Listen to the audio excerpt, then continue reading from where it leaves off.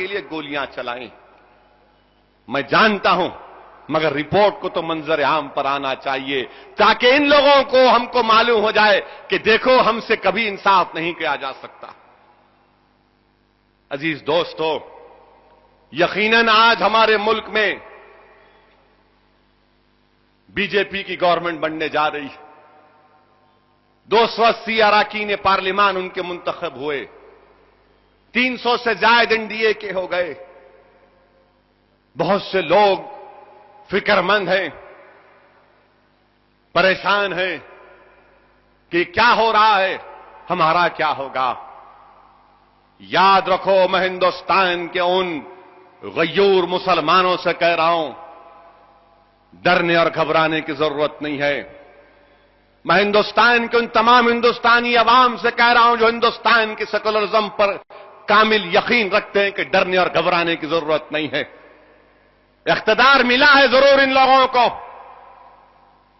जरूर election campaign अच्छा चलाया इन्होंने, दौलत को पानी की तरह बहाया मीडिया में हर जगह पर, और इख्तिदार मिला तो इसमें कांग्रेस की गलती है।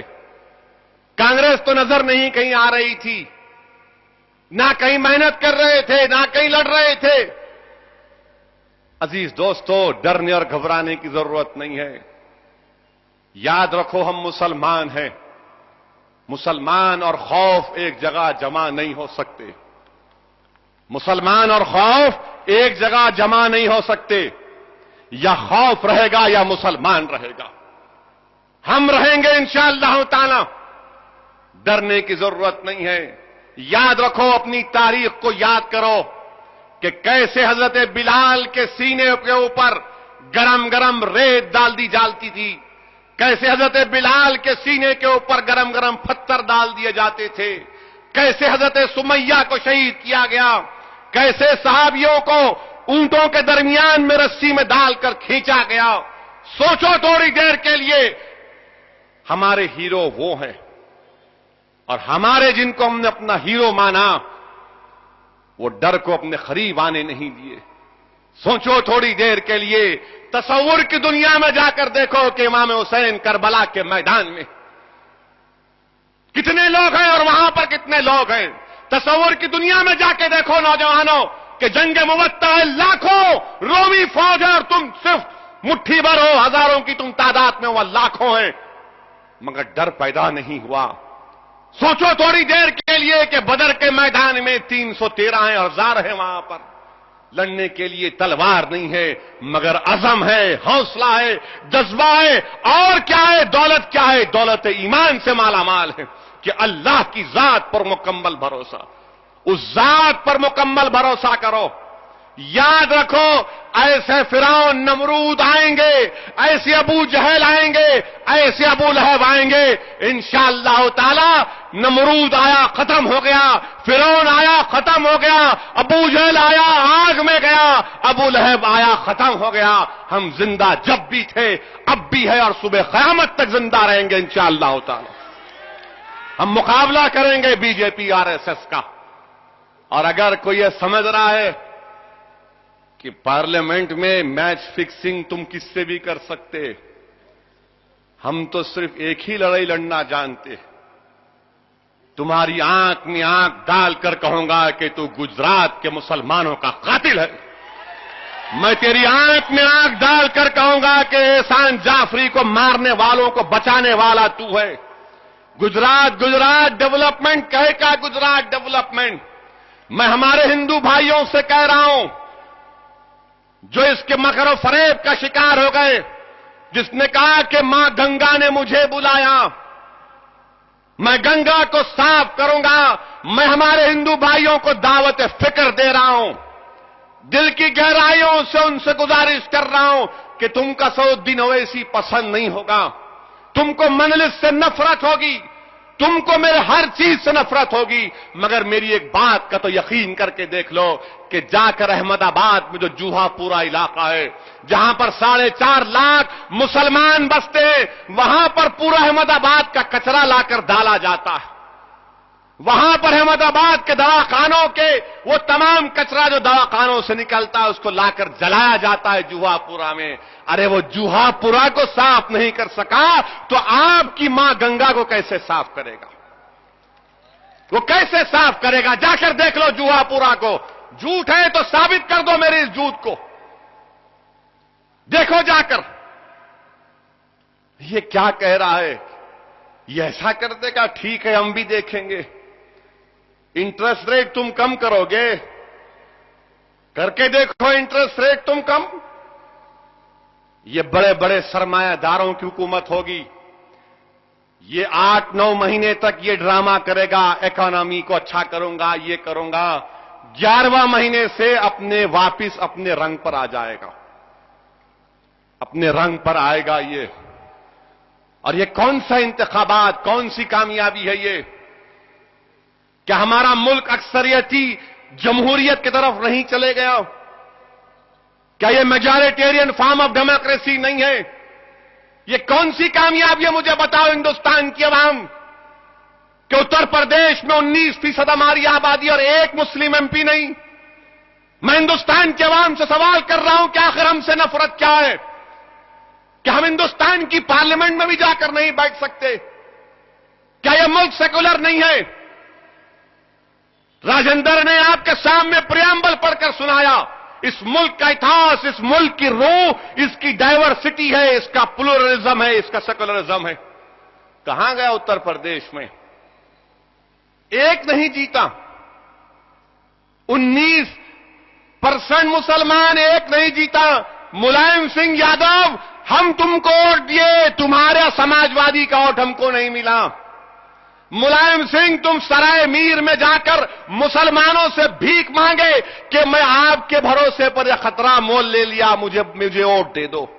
हम तुमको वोट दिए तो तुम कामयाब हुए मुलायम सिंह। कन्नौज में तुम्हारी बहू खड़ी थी मुलायम सिंह, हमारे वोटों की भीख की वजह से तुम्हारी बहू कामयाब हुई। मुलायम सिंह, बदायूं में तुम्हारा भांजा धर्मेंद्र कामयाब हुआ तो हमारे वोटों की वजह से कामयाब हुआ। मगर जब हमको वोट देने का मामला आया तो मनम वकाटी। ये कब तक चलेगा?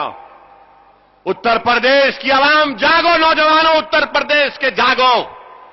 इसीलिए मजलिस को आने नहीं दे रहे थे, इसीलिए आजमगढ़ को आने से रोक रहे थे। अब तुम मुझे नहीं रोक सकते।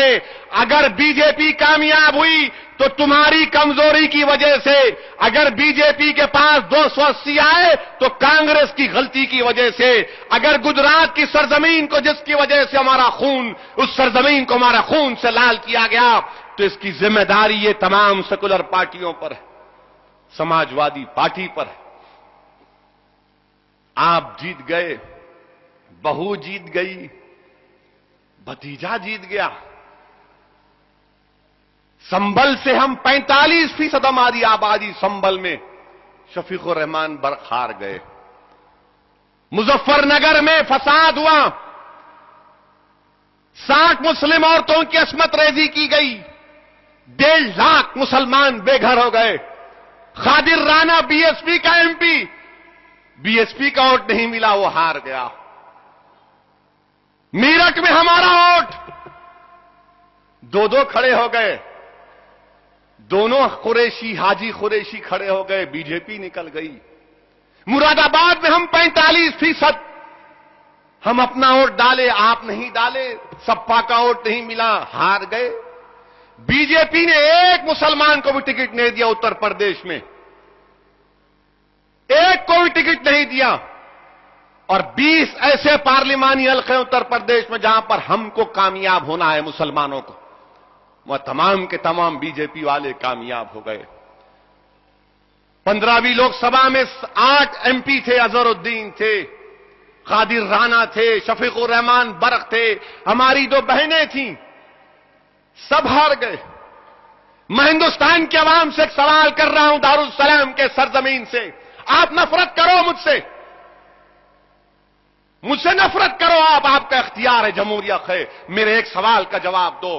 अगर इमरान मसूद ने तकरीर गलत की, सहारनपुर में तो इमरान मसूद हार गया, गिरिराज सिंह कैसे कामयाब हुआ भाई मेरे?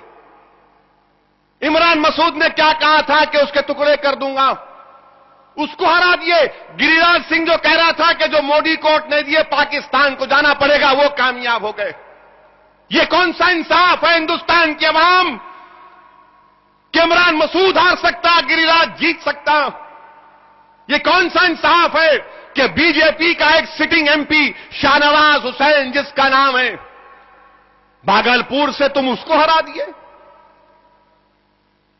कहां गई मोदी की वेव? क्यों नहीं जीते शाहनवाज हुसैन? शाहनवाज हुसैन हार गए। ये कौन सा इंसाफ है मुझे बताओ कि आसाम में हम 20% से ज्यादा, उत्तर प्रदेश में हम 20%, ओडिशा तमिलनाडु में हम 10%, जहां पर हम 10% है वहां पर बीजेपी कामयाब नहीं होती। जहां पर हम 20% से ज्यादा है वहां बीजेपी मैदान मार ली। सोचो, सोचो उत्तर प्रदेश के गयूर नौजवानों, सोचो महाराष्ट्र के गयूर नौजवानों जो मुझे आकर दारुसलाम में आकर मुझे समझा रहे थे, वहां के बड़े बुजुर्ग, कि मत खड़ा करो साहब, औरंगाबाद से मत खड़ा करो, परभनी से मत खड़ा करो, मालेगांव से मत खड़ा करो, भीड़ से मत खड़ा करो, नांदेड़ से मत खड़ा करो। मैं समझा रहा था कि देखो हवा का रुख अलग है, समझो मेरी बात को। मगर मैंने कहा ठीक है, आपकी राय है, हम नहीं खड़ा किए। कैसे जीत गई भाई शिवसेना वहां पर? कैसे कामयाब हो गई बीजेपी महाराष्ट्र से? कौन जिम्मेदार है इसका? तो मेरे अजीज दोस्तों, हिंदुस्तान के गयूर मुसलमानों को मैं पैगाम दे रहा हूं कि वक्त आ गया है कि अपनी जमात को मजबूत करो। ये लोगों में ताकत नहीं है कि बीजेपी को रोक सकें। तुम अपनी जमात को मजबूत करो, अपनी सियासी सोच को मजबूत करो, अपनी जमात के उम्मीदवारों को कामयाब करो। डरने घबराने की जरूरत नहीं है। अरे जब ये लोग उस जालिम को नहीं रोक सके इख्तिदार की कुर्सी पर बैठने के लिए, तो अब हमको मैदान अमल में आना पड़ेगा। अब तक तुमने मुलायम सिंह को अपना लीडर बनाया, तुमने अब तक मनमोहन सिंह को अपना कायद माना, तुमने कल तक लालू प्रसाद को, नीतीश कुमार को अपना लीडर माना, तुमने कल तक कांग्रेसियों को समझा के रोक सकेंगे, बीजेपी को नहीं। अब तुमको लीडर बनना पड़ेगा, तुमको वक्त का सालार बनना पड़ेगा। हिंदुस्तान के हर गली कूचों में एक अकबर, आसाद और मुमताज खां की तरह जयाले लोगों को बनना पड़ेगा, आगे आना पड़ेगा, क़यादत को मजबूत करना पड़ेगा। मगर याद रखो, डरना नहीं है।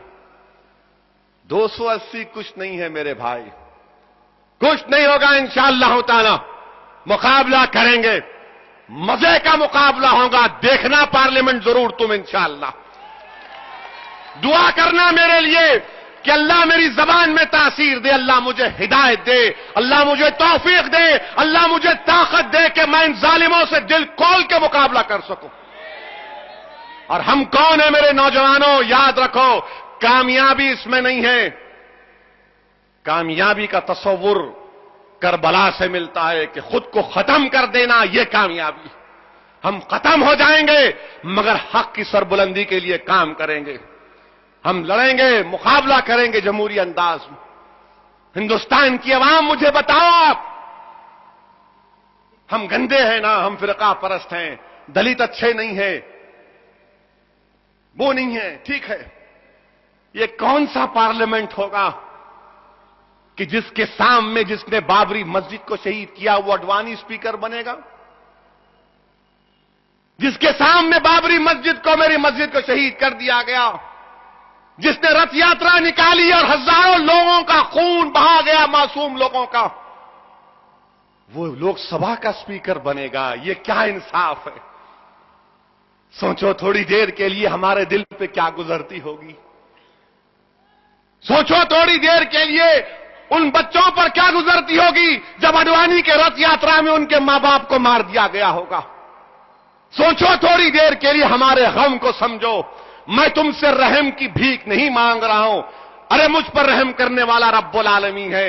मैं तुमको सिर्फ अपने दिल की बात बता रहा हूं कि यह शख्स जिसने बाबरी मस्जिद को शहीद किया, वो हिंदुस्तान के लोकसभा के स्पीकर की कुर्सी पे बैठेगा। ये इंसाफ है आपका? ये इंसाफ है आपका कि जो हमको मारेंगे, जो हम